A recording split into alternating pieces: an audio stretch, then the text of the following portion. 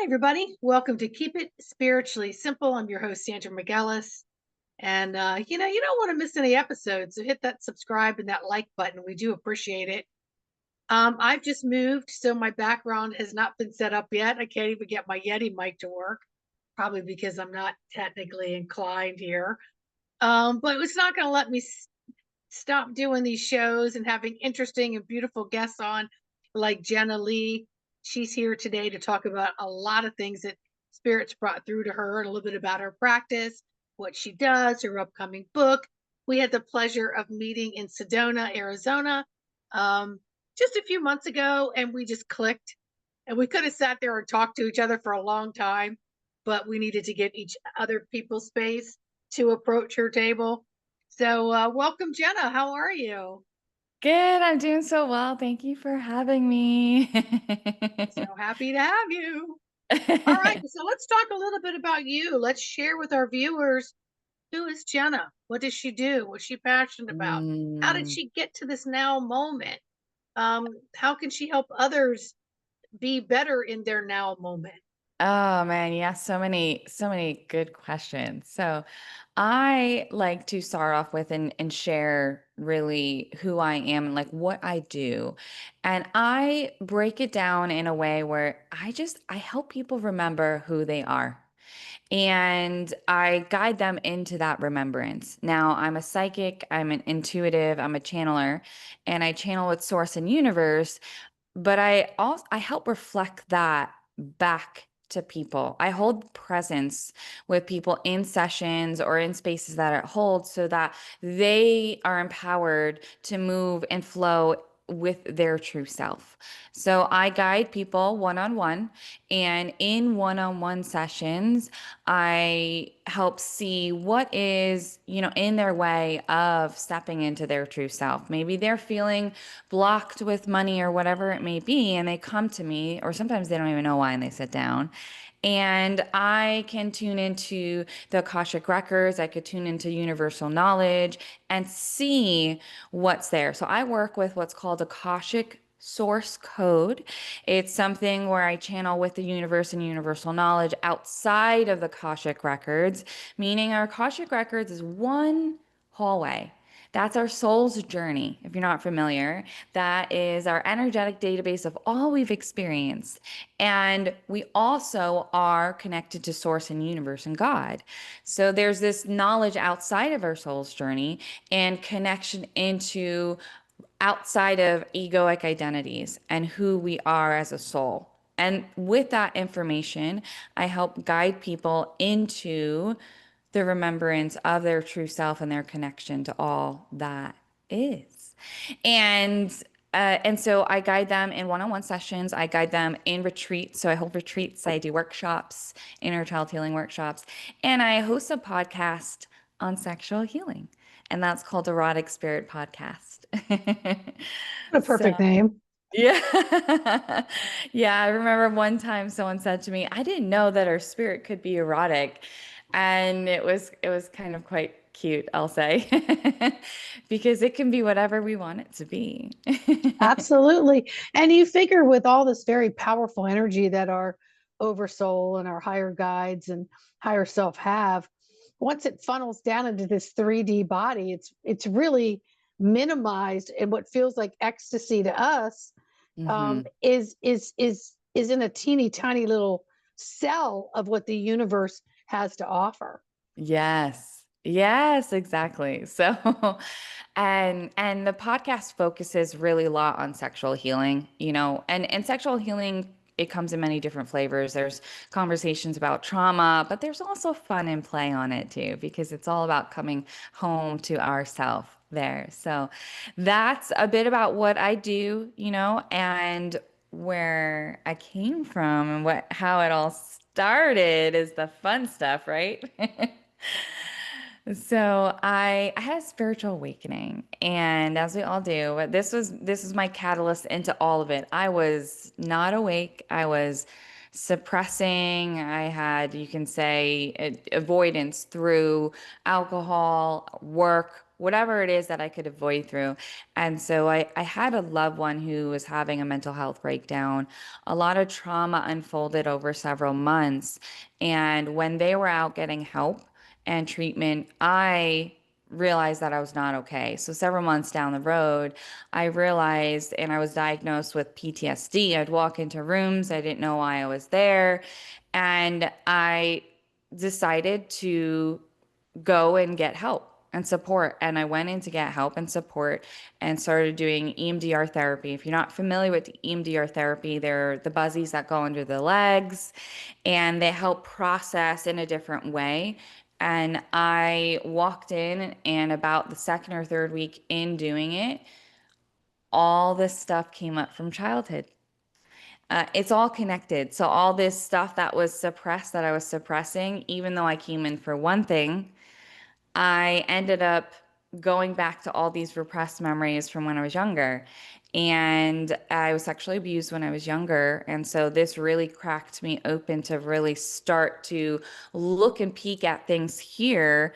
And it was really a challenging part in my life, but it cracked me open so wide that I had nowhere else but to look at that and start to sit with the things that made me uncomfortable. So that's how I started to get into the work. I started working with an energy healer at that space as well. I started going to psychic and mediumship development circle. I had an ayahuasca journey, was channeling light language.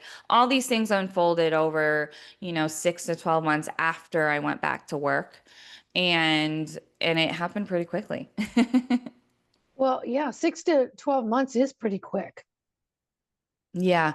Yeah, to I was have out of all work. that flood in, to have all of that flood in, especially Yeah. if it's unknown to you in, Yeah. in a 3D way. It's known to you in other ways, but sometimes people get this energy that comes through them and they have no idea what to do with it, much less what to think of it.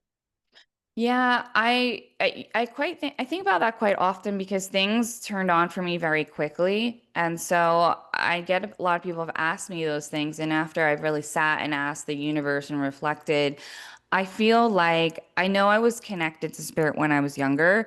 I've been shown that, but I don't remember anything under the age of 11. And now I have pieces have come in. I've remembered repressed memories and other things. But from what I hear is I had PTSD, which put me on the spectrum of being completely disassociated from my body, disconnected. And when I started to connect in mind and body and do all this work, I started to notice the channeling became effortless. Now I practice. I went to psychic and mediumship development circle about 3 times a week after I went to work. But I recognized that I was very tuned into my body. And when I'm tuned into my body, because I started to really connect in mind and body, I started to trust. And everything just flows when you trust. When you're not in trust, then you are in your mental energy and you're like, well, is this right? Is this? And the way I move and operate now is my intuition is not separate from me. It's all flow. Like it drops in and it's this loop that I effortless flow into that I know I need to be there. And so I book that trip and I go to that show, I go to that space, and it's not even a question. And that's the channel just trusting in, and the body is the instrument holding that energy. And Yeah. that is so powerful because once you start walking with your intuition as you, right? And Hmm. it's really fielding information almost before you think you've got it. You're not separate from it, but it's that energy field that's around you that's really in full guidance and navigation of where you're going and what you're doing if you're trusting it. So your intuition, I mean, I walk nowhere. I make no decision, we are just one. And when we do make a decision, it's generally intuition first. And then it's my ego self going, wait a second, hold on. No, no. And my intuition is like, doesn't it feel right? It feels right, Yeah. right? And Hmm. then you're like, I can't explain it. It feels right. I got to do it no matter how much my mind wants to override it. Yeah. Yeah, that's the other part too that a lot of people know they're very familiar with, and sometimes that can get in the way of people going and moving in the flow where it is there will be the like, I don't know, is this safe, you know? And so what I've really tuned into with my body is that like my body is really safe to receive all the information, and it feels really good in my nervous system. I know how to regulate my nervous system really well. So if I was to start having any really doubt or second thoughts or things coming up, I have all these tools to ground in and feel into the moment and come back into the truth of what's happening right here. And the channel, is just guided and just knows. And it's really kind of bringing it home back to that, which is what I help teach a lot of my clients too as well. Well, how Yeah. powerful, because I think many of us live outside of our bodies in a way that we don't even recognize. Hmm. So we're being trained at this point to go inward and work from the inside out and to work our bodies that way. But when you send a command from your brain into your body and your body doesn't respond to it, it's like it's just lost in space. And so teaching what you teach, I think, is so valuable to bring in that solid knowingness, um, so that when your radar does get a little tilty, you can bring it, into that homeostasis. Yeah, absolutely. And it's really huge. I find that this is actually what I call people go into a healing loop. What I call healing loop, meaning that even all the time spiritual people, people who are doing the work, they sit down with me and there's still blocks that come up and they're still going through the same loop over and over again. And so what I find is that we can start to know where things come from and the root of it. And I get into the root of it. Some people don't know the root of what's happening, and then that's part of the sessions, but some people do. They know exactly where it's come from. It's come from these experiences that happened when they were younger, and this has now a part of their belief system, and they're still in patterns. And what then I find is that their body and their mind are not connected in that truth. They do the work, they do the shadow work, and they know I'm safe, but their body doesn't know that truth because they actually haven't had an experience to say otherwise.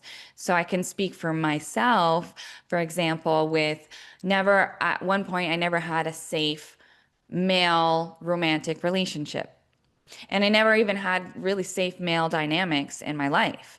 And so when I did all this work after separation from, this long-term toxic relationship, I had the knowing that I was safe. I did all the work. And yet when that new person came in at one point, my partner at the time, I recognized there was self-sabotage that wanted to creep in. It was like, no, this is not safe. And there was no indicators, no red flags. I truly attracted a safe partner and a safe man. And so the body was reacting because it never had actually experienced that expansion and that truth in the body. So this new experience, I had learned all these new tools and techniques to be able to sit with all these things that I had never shared or been vulnerable with a healthy man. I shared, and I can tell you, I was going back and forth in my body. It felt like I was experiencing PTSD. I popped out of my body when I was trying to be vulnerable. And so I learned all these tools and I really came back in. And what's real, there's actually science behind this. We are creating new neural pathways in our body through new experiences that is actually telling us this truth, that is that I am safe here in front of this person, that it is true. But if I didn't actually sit in that experience and I would have self-sabotaged and, fight or flight, then my body would not know that truth, and I wouldn't start to create these really new knowings that live within my body. So those new experiences are a huge part of integration, and integration is application of the knowledge that we know. And this is where people get stuck in a healing loop because they're like, well, I keep doing the work. What experiences are you creating that are telling you that? Though, because otherwise you're going to just keep going around thinking you need to heal and fix something, and you don't. You're fine. It's living that experience now, some way, just taking like a toe forward. Yeah, and I think many of us come from that position of we have to go outside of ourselves to fix ourselves, Mhm. right? And so some people can just be those classroom pupils. They just have to be in some sort of classroom reading some kind of self-help, doing this, doing that to Yes. improve themselves because they're not taking the time to stop, drop, sit, connect with their breath, align with that intuition, and just simply say the words, I am safe in this moment. I Mhm. am okay in this moment. Is this a direction in which I need to be in? Because everything that I'm doing is saying I'm not safe. Every action I'm taking is Mhm. telling my body and my mind, I'm not safe. I need more. I've got to Mhm. become more. And we're not really sitting on our laurels and accepting ourselves in the moment of where we are and making that our starting point. And so many of us jump out of our body thinking, we've got to be like our neighbor or so and so, and how did they get to do it? And, Mhm. you know, and, honestly, being fully present, unless you're really working on it, you're not because your mind Mhm. wants to go loop back and then it wants to jump forward to the what ifs. And then you got to bring yourself back into the reality of now. And now imagine that coupled by people talking, events happening, maybe a little trauma getting triggered. It's almost impossible if you're not in self training mode, you're not Mhm. in that spiritual athletic suit. and Mhm. and I'm going to buckle down right here, right now for 15 minutes, and I'm going to stay in the suit, right? And I'm going to be in this moment Yes. and I'm going to jump it.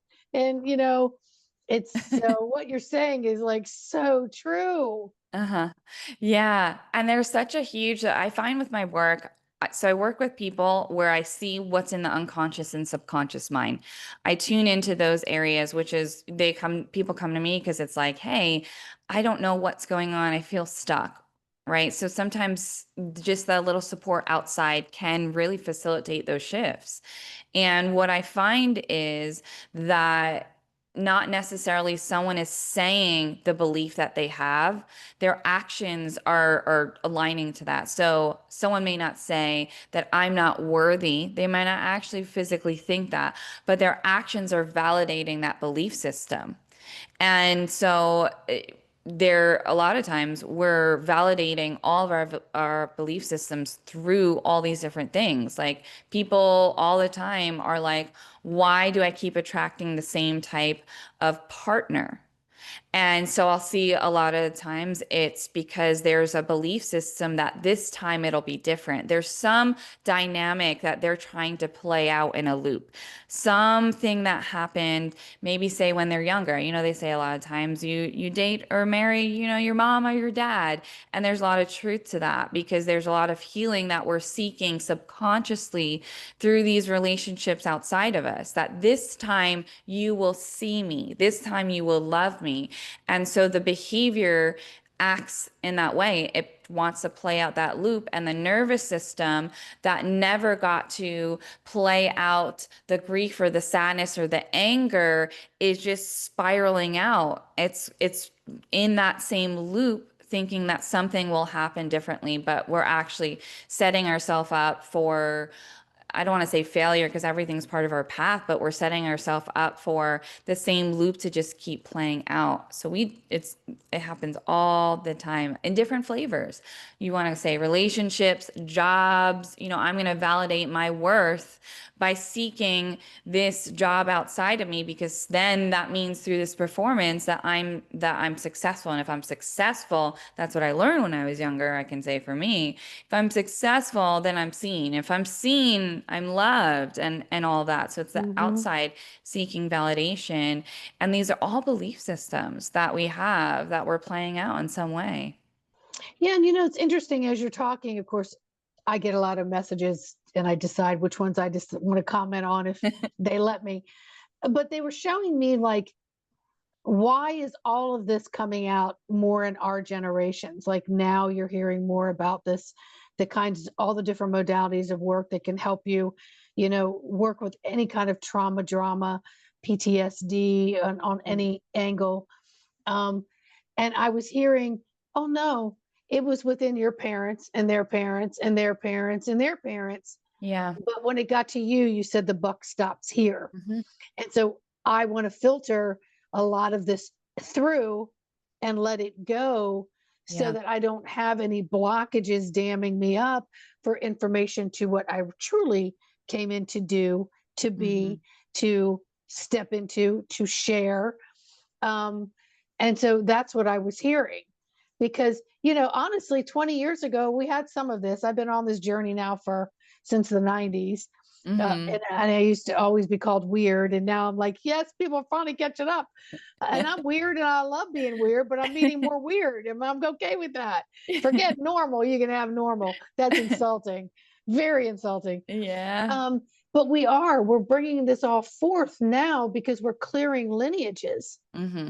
And so if we don't take it here into this moment and work on thyself, it's Hmm. going to get passed down, not only just to our own DNA, right?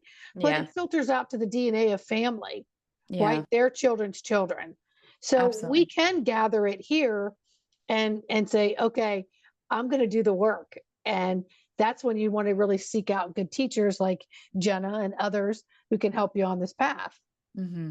Yeah, I love that. I see that all the time. And whatever, it manifests in different ways, but a lot of times, we'll find that we are absolutely clearing that ancestral trauma. And the belief is something there, like whatever it is, I'm not worthy, or I work in lack, or I have lack, or I don't have what I need, and it manifests from trauma above, and then that's projected out.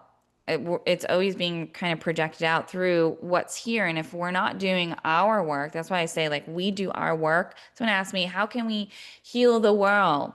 And I would say, like, start within, because yeah, so this is it. This is Yeah, it right here. yeah. If we're all as clear as we can be, and we're operating in that space, we're going to find the creative solutions connected into the universal field of love, and move and operate with that and channel the projects outwardly, just by being ourself and being passionate in our love, emanating from love, not projecting that I need to fix the world. So a lot of times people do things in life because it's like, I need to fix something, and they're not coming from a clear space. They're projecting outwardly. And so when I decide to do projects, I learn what I teach, but I also am very aware of, like, where is my channel at? Where am I at with these things? Do I have more things that are coming up?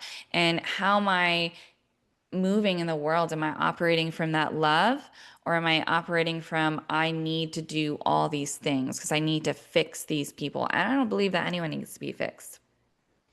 I believe, I'm with you there. yeah, it's the now I'm in a space, though. It's an interesting, in a personal development type of space, healing space, right? And I think we're all healers. We are all healers. I cannot physically release someone's belief system for themselves. That person needs to decide whether they keep it or not. I can show a clear field.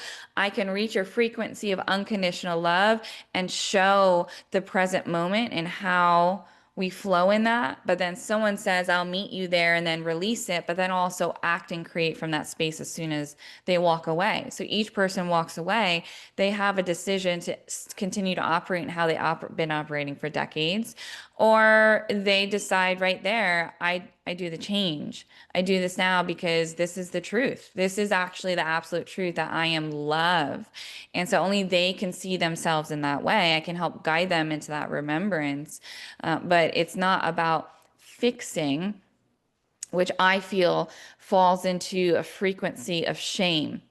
When we look at shame and the frequencies there, or just really what that means, is really connected to worth. It's attached to worth or unacceptance of self. there's something within me that is inherently broken, right? Which is not true. It's just these experiences that get attached in and get latched in, and that we hold it as our truth when it's just really pain that is coming up that is allowing us to actually step in and see our power. But we can get really obsessed with, I need to fix this part of me. I need to lose the weight, because if I lose the weight, then everyone will see me and then I'm beautiful. But if you lose the weight and you don't do the work, you're still not going to feel beautiful. Doesn't Yeah, and if matter. you don't see yourself as beautiful, it doesn't matter what anyone else thinks anyway. Yeah, Because if exactly. there's a thread of, I don't feel like I look good today, and someone goes, "Oh, hey, you're looking good," and you're like, "Oh, oh, thank you." And in your head, you're like, "No, I don't." Or people start to say something back, like, "Oh, you think so? Because this happened in my hair, and I didn't like this." And Mm-hmm. it's good if you don't love yourself and like yourself for who you are in that moment. And and I do believe that we're moving into the world of we're in between satellites. So it's kind of like when you're driving and you've got your set stations on the radio, and then you get to a point where now it's the reception is completely different, but you're in between songs that you were listening to. And so Uh-huh. we're all at this opportunity now to just kind of go through that cycle and hit this other area. Or under new satellites and new software systems that are being created, but we've got to shed the old, Uh-huh. right? Yeah, absolutely. There's And the there's a old is those patterns of, I'm not good enough, I'm not pretty enough, or I do have shame, blame, or denser energies placed upon me by belief systems that were handed down generation after generation. This isn't anything about what's wrong with you. It's stopping, the buck stops here. I yeah. don't want this generational stuff anymore. Hmm. Both times I got married, both times I said, well, I'll do it. If it doesn't work out, I'll just get divorced. Now, divorce was a no-no in my family, an Mm, absolute no-no. So I've never been ashamed of it, although many have tried to make me feel that way. I'm like, it was just an experience. It was just a relationship. It was just what I did for learning at that time. Some of hmm. it uncomfortable, some of it comfortable. But I have to love me for who I am, not for what my family thought was the right path to be on to get accepted by others. Because why? If they felt it was shameful, they felt if others knew it, it would be shameful. Because I Yeah. lived through those areas of the 60s and the 70s. And, there's a lot of that in there. And then there's all this love and joy and peace, man. Hmm. Yeah. Yeah. There's a lot of connection to uh, roles in society. And so then we start to identify with it, and it becomes an identity. And in spiritual awakenings and what people sometimes call ego deaths, and I'll just call it the stripping away of the identity of all that we think that we're supposed to be or that we were, and the projections of others onto us, and that our beliefs, now it just becomes like that's us. And now I identify with that job. So if that job was taken away, the spiritual awakening starts, because people start to question, well, who am I without that? And that's where, when you ask people, like, who are you? What do you do? And all these things, people have all of these roles that we go to first. And that is not who we are as a core. Like, as a core, I feel myself as goddess and love and play, and what's going to happen. I'm curious to just play with the world right now, and not that, yes, this is part of what I do, but if for some reason that this moved out of my space, I would be okay. I'd be okay. Because new is coming into the space, Yeah. right? Yeah. Sometimes we get to the point where we're doing things for so long, spirit needs to remove some of those things in order for newness to come, because we're going to another level. Yeah. So you're right. It does become part of your identity. And honestly, people don't know their own constitution until shit hits the fan. It's Then you're going to know who you are. Are you on that weaker side when you claimed you were so strong? You would Mhm. do A, B, and C, which is why you should never cast that out there. Oh, if that happened to me, I'd do this. Never say that because it's very different when it occurs to you. Yeah. And everything is for our own benefit, even if it feels rock bottomish, Yes. you know?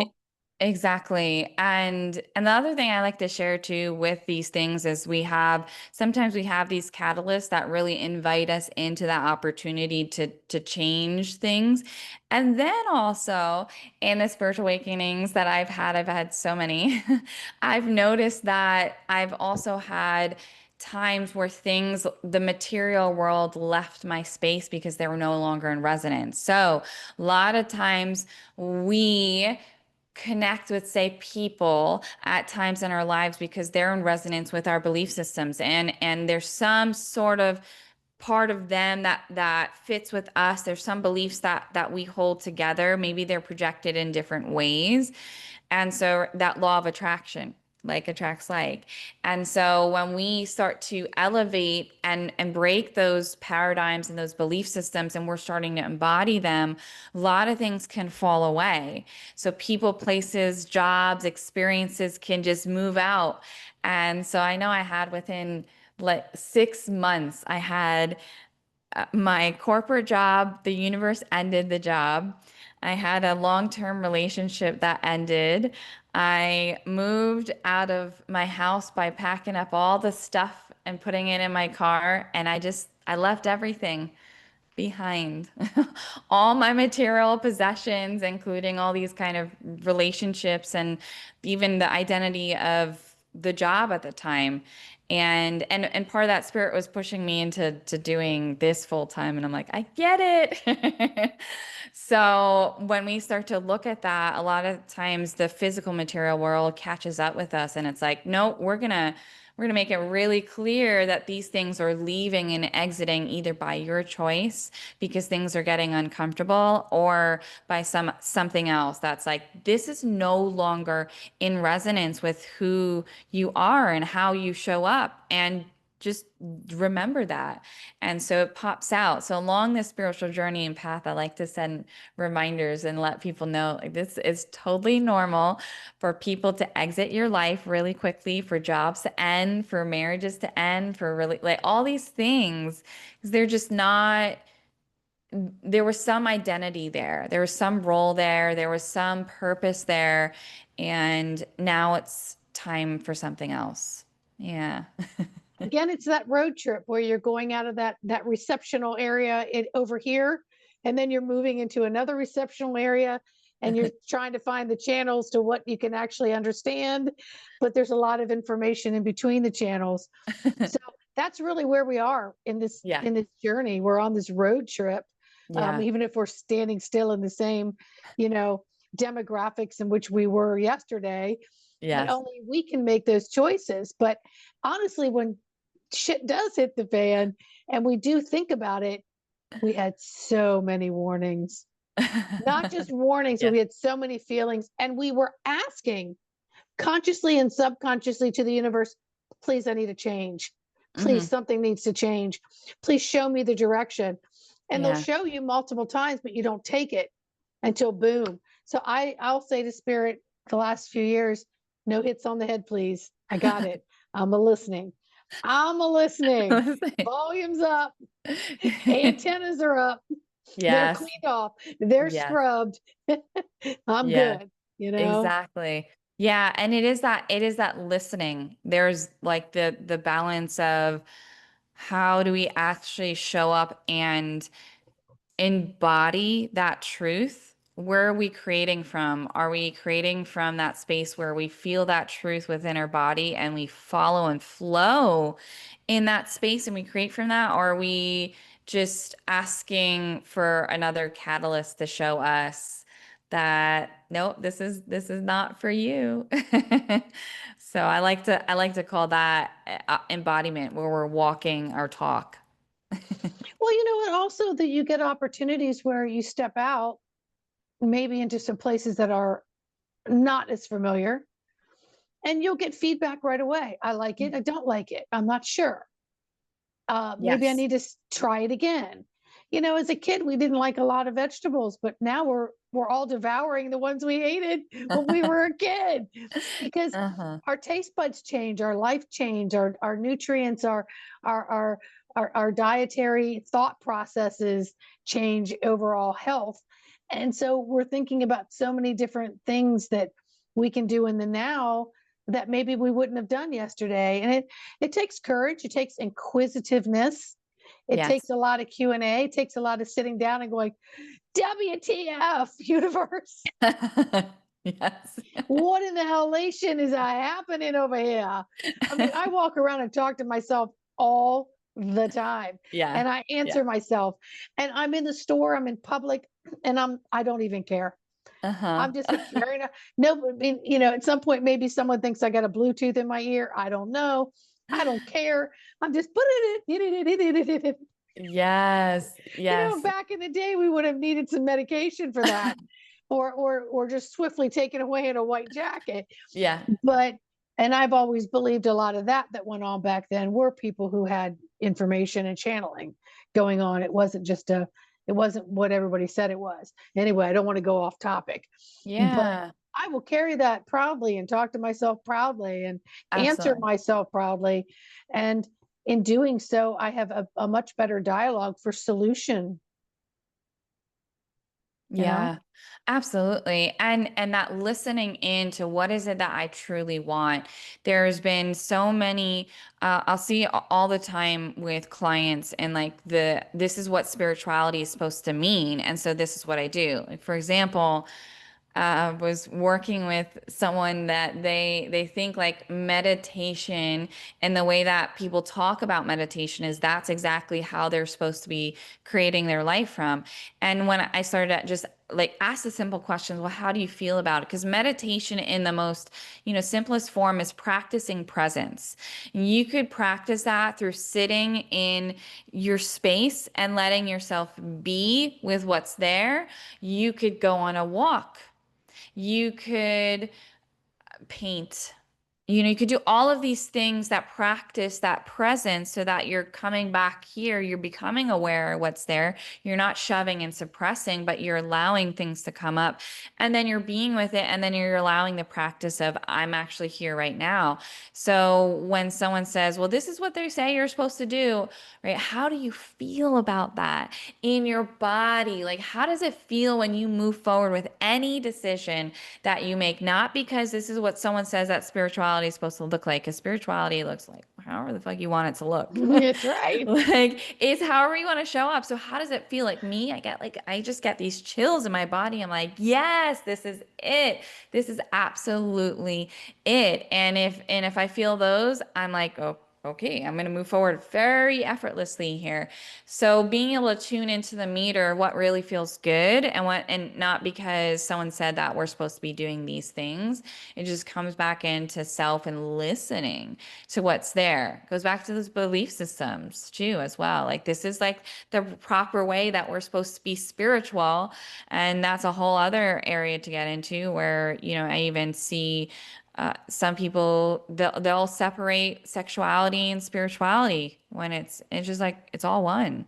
It doesn't need to be separate, but we've had different structures in society that have given shame to these types of areas and topics, and so the true oneness of self is full acceptance of self in all parts of ourselves, all parts that we want or don't want, just all parts of self and loving ourselves as we learn how to move in those spaces too. Because just because I want it doesn't mean that I'm always going to effortlessly be in that flow. I could be really scared. I could be in fear. And loving myself through that space and holding compassion for myself when I'm actually in that state allows that energy to move through the body, move through, and allows me to come back to present moment. Yeah. Yeah, it's fun actually to be in the present moment. The more you practice it, the more you get used to it. And then when you flip out of it, you know it in an instant. Yeah. Um, and another thing, I used to practice years ago because when I worked retail, I would go into these stores, and not only did I have to deal with the general public, I had to deal with a lot of catty women that worked in Mm, this field, right? So there'd be a lot of, and if it was quiet, people would just start getting into conversations. So I used to say to Spirit on the way in, just show me where to enter, show me when to exit, show me when to step away, let me feel it yeah. before I hear it. And then, so I would go in, and all of a sudden a conversation would start, and I'd feel, walk over there and just, and it was very odd for me because I thought it was being rude, just walking away from Yeah. people that are talking. And I had to get past that. I had to go, nope, it's about self-preservation. And I'm Yes. also playing with spiritual energy right now of Yeah. learning how to maneuver this physical body and listen to its cues. And so Mhm. I started practicing that a lot. Mhm. And it would sometimes they start warning me like, nope, don't go over in that corner. Just make a U-turn and go over there and stand by yourself. So that's what I Yes. would do. And I'd stand there in the retail counter like by myself, like la la la la. Y'all stay over there, you know. And then when you get close to it, you can feel the energy because it feels like a little bit of a thickness to the energy, right? Mhm. But as you're learning all these tools to play with, to be in the present moment, you've got to make it a fun navigating board game for Yes. yourself, because your board game is your demographics. It's what you do all day. Now, how do Yeah. you step onto each little plateau and do what you got to do, and step down, step over, and step up, and step way down, and then Uh-huh. sometimes fall down, to get into that present moment and recognize how it feels. Yes. And I like how you were sharing. I think this is really important with boundaries and energetic sovereignty.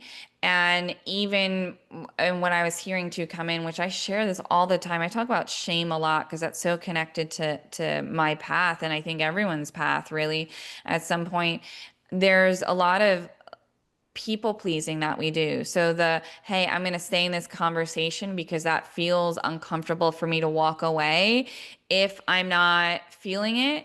And what is that really? That's the energy of, if I walk away, that means that you don't like me or you're going to think something about me. And that is this connection into shame. Like, where's my worth? Where it's the unacceptance of exactly what I want, and being able to be uncomfortable. People just can sometimes fall back into, oh, well, you know what? I don't want them to not like me. So I'm going to just sit here because I'm uncomfortable and sit in a conversation that I don't want to be around. And so I love how you were sharing you'd walk away, because I would do that in the middle of conversations too. And I would recognize that we all activate each other. So when I show up and I'm just being all of me, or just people are just doing their thing, and they're just in their space. Sometimes people operate in ways that I don't resonate with, and there's no judgment. There's love to myself and to even help them, where what I say is like they're going through a loop. Maybe they're like, I want you to see me and I need validation right now. And so they're saying things that are not resonating with how maybe I may be operating and moving through, and I'm not feeling it. So I'm going to move over here instead of playing out whatever you're trying to play out, whatever you're trying to seek validation from. You want to be seen. I'm going to see you through love by letting you sit in a space over here, but also I don't feel and resonant with that energy, and I'm just going to go do my thing. I'm sovereign, and when I hold a groundedness to that and I embody that, I actually don't feel the drain on my energy. A lot of times people will say I'm an empath and I get drained and I feel everyone's energies. Well, it's because of actually these experiences. If we let ourselves stay in experiences any 1 second longer, any little bit, tiny bit out of alignment, that's where our energy drains. That's not necessarily what I call empathic. That is an imbalance within self, what I call imbalanced empath, where I feel all the things, but that also means I feel that someone is they're wanting to seek validation, and I'm wanting to fill that need because of some belief system that I have that I can fix them. But if I actually am truly sovereign and I know, and I'm like, this is none of mine to hold, none of that crap is mine. And I'm sovereign and grounded in the safety and security of my body. And I walk away, there's no drainage, there's no leakage of my Hmm. energy. I'm flowing in full buzzing energy, which is what people usually they're like, oh my God, like what is up with you? Like I'm just like emanating all this because I just any bit out of alignment, I do my best. I'm not always perfect. I do my best to flow in that space, in my truth. Yeah, and for years I would hear people say, "Oh, I just can't go over there because, I'm so empathic and I just take everything on." I go, "That's because you're lacking the tools and the practice of how to Hmm. work with that. That's all there is to it." Yes. And, as far as working that retail stuff for a while, I had to go back to an old motto that I adopted early on in my work environment. And that was, if you don't sign my paycheck and I'm not having sex with you, it's irrelevant. Right. Hmm. And so that's kind of how I would have to go in my 50s, start what I would have normally interpreted as being rude by listening to people cackling and talking, and there's just me just turning around and walking away, and not going back. Yep. Getting past that was, I'm not having sex with you and you're not signing my paycheck. So yeah, I got to preserve over here, you know, Exactly. and I'm in the Yeah. middle of this board game, Yeah. and I'm developing my skills. I'm honing them in. I'm working with my breath and compassion with you guys, but I Yes. got to have it more here. Exactly. Yeah. Yeah. Compassion with self, filling cup up, and boundaries. This is the channel of which things overflow from, right? We're not in the days anymore of I don't have anything left in my cup. And that's how I move and operate. It is, I am fully flowing. And how do I do it? In these cases where I have these boundaries, these spaces where I say, this is actually not in alignment and I'm not going to do anymore. And there's no obligation. Only I create the theory that there's an obligation that I need to go and sit and chat up that person or whatever it may be. I need to go to this experience. I get invited to 10 parties for the holidays and I got to go to all of them. No, you don't. You don't need to go to any of them. You could in theory be in your space. Now, I know that that's challenging and I'm not going to say that I'm always perfect in that space, but that is where the leakage of the energy comes out. And so when we start to look at the meter of our body and what it's saying, and if we're tired or we're all these things, these are indicators of our truth.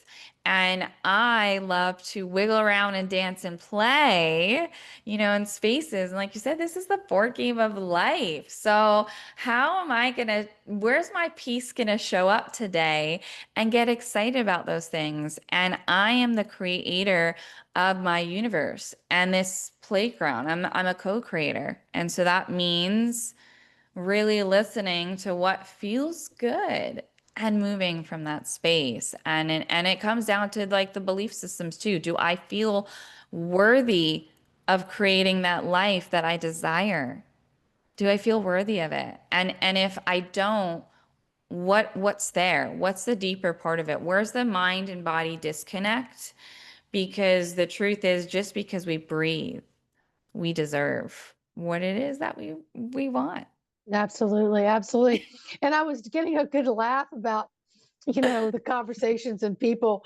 And there are times over the years where it's like I stopped doing things because I would go to places and it would be the same conversations, the same superficial this or that. And there's a part of me that just wanted to get up and go, change the fucking channel, people. Change your channel. You might have a whole different lens, and Yeah. then exit from.